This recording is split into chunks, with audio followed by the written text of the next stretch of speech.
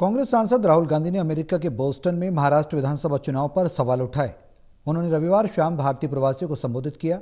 उन्होंने कहा कि यह पूरी तरह साफ है कि भारतीय चुनाव आयोग समझौता कर चुका है। इस सिस्टम में कुछ गड़बड़ है।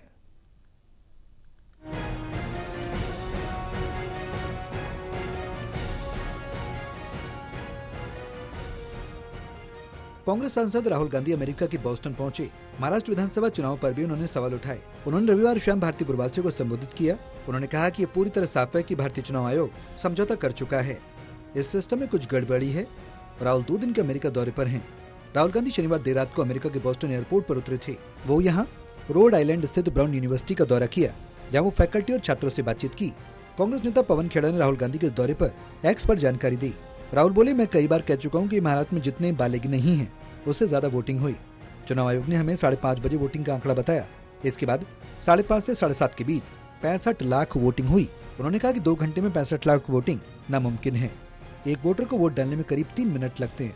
अगर आप गणित लगाएंगे तो पता चलेगा कि रात 2 बजे तक वोटर्स की लाइन लगनी चाहिए, लेकिन ऐसा नहीं हुआ। कांग्रेस सांसद ने कहा, हमने चुनाव की वीडियोग्राफी मांगी तो आयोग ने साफ मना कर दिया। इतना ही नहीं, उन्होंने कानून भी बदल दिया ताकि हम आगे वीडियो के बारे में सवाल न कर सके। उधर अमेरिका में राहुल गांधी के बीजेपी के चुनाव प्रक्रिया पर उठाए गए महाराष्ट्र चुनाव को लेकर सवाल पर बीजेपी की प्रतिक्रिया भी आई।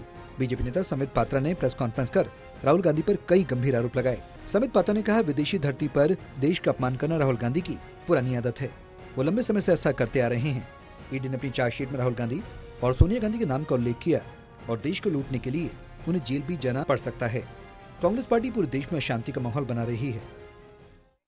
Those who are out on bail of 50,000 rupees, if they feel that they can destroy the image of this great democracy by speaking outside of this country, then they are totally on the wrong side of the line. आप सभी जानते हैं कि 2018 में जब मां बेटे को नेशनल हेराल्ड की केस में बेल मिला था, 50,000 रुपए की श्योरिटी पर दोनों को बेल मिला था।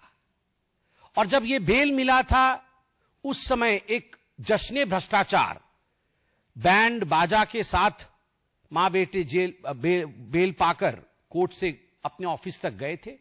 तो उस समय भी हमने कहा था, this is nothing but celebration of corruption. यह भ्रष्टाचार का जश्न है और आज भी ब्लेटेंट जश्न मनाने की कोशिश कांग्रेस पार्टी कर रही है।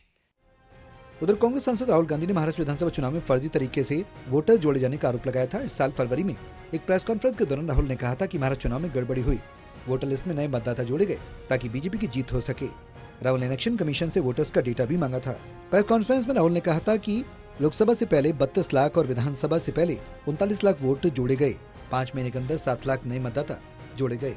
कांग्रेस सांसद ने कहा कि हमने इलेक्शन कमीशन से कहा कि इनकी जांच करें। हमने वोटर लिस्ट नाम पते मांगे। हम चाहते हैं कि इनकी फोटोग्राफ भी दिए जाएं। लोकसभा विधानसभा की वोटर लिस्ट हम चाहते हैं। कई मतदाताओं के नाम भी काटे गए। ये दलित अल्पसंख्यक वोट हैं। मैं कोई आरोप नहीं लगा रहा, लेकिन क्या कुछ गड़बड़ी है। कांग्रेस ने अक्टूबर 2024 में हरियाणा चुनाव के नतीजों पर भी सवाल उठाया था। कांग्रेस ने ईवीएम की गड़बड़ी का दावा करते हुए चुनाव आयोग से शिकायत की थी। कांग्रेस नेता पवन खेड़ा ने कहा था कि 20 सीटों पर मतगणना के दौरान ईवीएम में गड़बड़ी पाई गई। खेड़ा ने कहा, यह अजीब है कि जिन मशीनों में 99% बैटरी चार्ज रही, उन्हीं सीटों पर कांग्रेस उम्मीदवार हारे। वहीं 60 से 70% बैटरी चार्ज वाली मशीन वो हैं जिन पर कांग्रेस उम्मीदवार जीते। मतगणना के दिन कुछ मशीनें 99% और बाकी सामान्य मशीनें 60 से 70% चार्ज थी। हमारी मांगे की जांच पूरी होने तक उन मशीनों को सील और सुरक्षित रखा जाना चाहिए। National desk, total news.